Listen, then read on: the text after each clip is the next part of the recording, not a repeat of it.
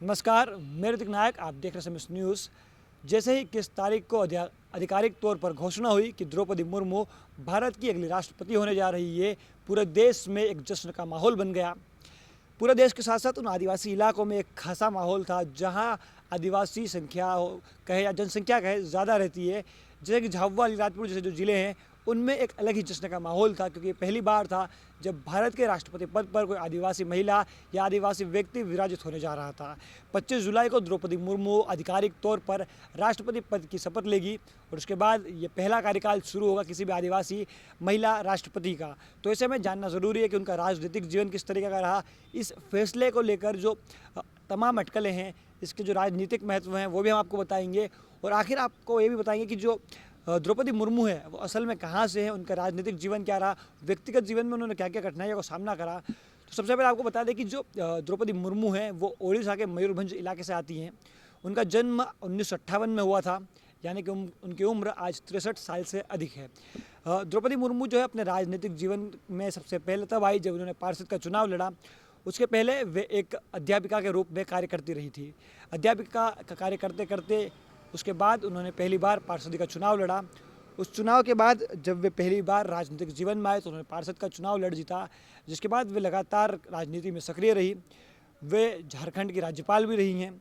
इसके अलावा वे जो आदिवासियों के लिए सेंट्रल समिति जो थी, यानी कि केंद्र समिति जो थी, उसके भी लगातार सदस्य रही हैं। ऐसे में उन्हें राजनीतिक अनुभव काफ़ी ज़्यादा रहा है। आपको बता दें कि वे एक संथाल परिवार से आती है। आदिवासियों में एक जो कम्युनिटी होती है, जो एक जनजाति होती है, वो होती है संथाल। जिस तरीके से भील, भिलाला और ये जनजाति है, उसी तरीके से संथाल जो है वो जनजाति है जो ओडिशा, झारखंड जैसे राज्यों में अधिकतम पाई जाती है। तो ऐसे में वो मयूरभंज के इलाके से बाहर आई और लगातार राजनीतिक जीवन में उन्होंने संघर्ष किया। आपको बताएं कि वो लगातार जो है संघर्ष करती रहे। उनका व्यक्तिगत जीवन भी आपको बताते हैं कि किस तरीके से उनके साथ हुआ। उनके पिता का नाम जो है बरिंची नारायण टुड था। इसके बाद जब उनकी शादी हुई तो उनकी शादी श्यामचरण मुर्मू से हुआ है। लेकिन दुर्भाग्यपूर्ण बात यह है कि उनके शादी के कुछ समय बाद जब उनके बच्चे हुए तो ऐसे में उनके पति उनका साथ छोड़ गए। दुर्भाग्यपूर्ण हुआ कि उनके बाद उनके जो 2 पुत्र थे उनका भी दुखद देहांत हो गया। ऐसे में द्रौपदी मुर्मू को अपने व्यक्तिगत जीवन में काफ़ी कठिनाइयों का सामना करना पड़ा। उनके दोनों बेटे जिनका देहांत हो गया, उसके बाद उनकी एक बेटी ही थी जो आज विवाहित है और सकुशल भुवनेश्वर में रहती है। इसके अलावा राजनीतिक जीवन में आपको बताएं किस तरीके से उन्होंने 1997 में रायरंगपुर से पार्षद का चुनाव जीता था। उसके बाद भाजपा के अनुसूचित जनजाति मोर्चा के उपाध्यक्ष के रूप में उन्होंने काम किया। उसके बाद आदिवासी मोर्चा की राष्ट्रीय कार्यकारिणी की भी वो सदस्य रही हैं।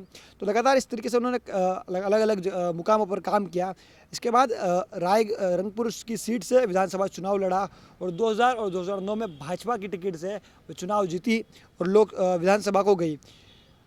ओडिशा में जो नवीन पटनायक और बीजू जनता दल जो है उसके साथ गठबंधन की सरकार में द्रौपदी मुर्मू 2000 से 2004 के बीच वाणिज्य परिवहन मंत्री का भी उन्होंने जो दायित्व उठाया था। झारखंड की पहली महिला राज्यपाल बनने का जो आप कहें वो भी क्रेडिट इनको जाता है। सबसे पहली महिला राज्यपाल झारखंड की ये बनी थी। इसके अलावा किसी भी भारतीय राज्य की राज्यपाल बनने वाली ये पहली आदिवासी महिला थी।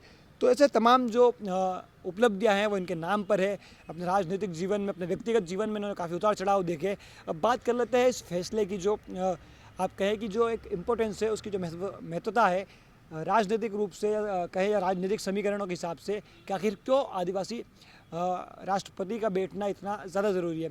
दरअसल कहा जाता है कि पिछले चुनावों में आदिवासी तबका जो था वो बीजेपी से खासा नाराज़ रहा था और पिछली बार दलित राष्ट्रपति को आगे रखने के बाद अब आदिवासी वर्ग बच रहा था, जिसे साधने के लिए बीजेपी जुटना चाहती थी।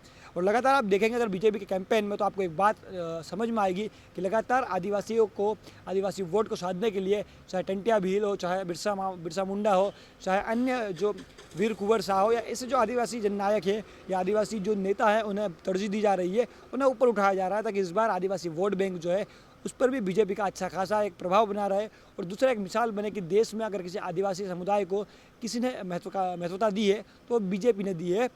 तो ऐसे में ये जो फैसला है इसके चौतरफा आप फ़ायदे देख सकते हैं बीजेपी किस तरीके से ले रही है। उसके अलावा आदिवासी समुदाय के उत्थान के लिए ये कितना काम करते हैं ये भी आने वाला समय दिखाएगा। तो अभी के लिए इतना ही। आपको क्या लगता है इस बारे में कमेंट बॉक्स में ज़रूर बताइए। आपको अगर वीडियो अच्छी लगी तो जानकारी दूसरों तक पहुँचाइए और अभी तक आप हमारे चैनल से नहीं जुड़े हैं तो सब्सक्राइब बटन दबाकर चैनल से जरूर जुड़िए। धन्यवाद।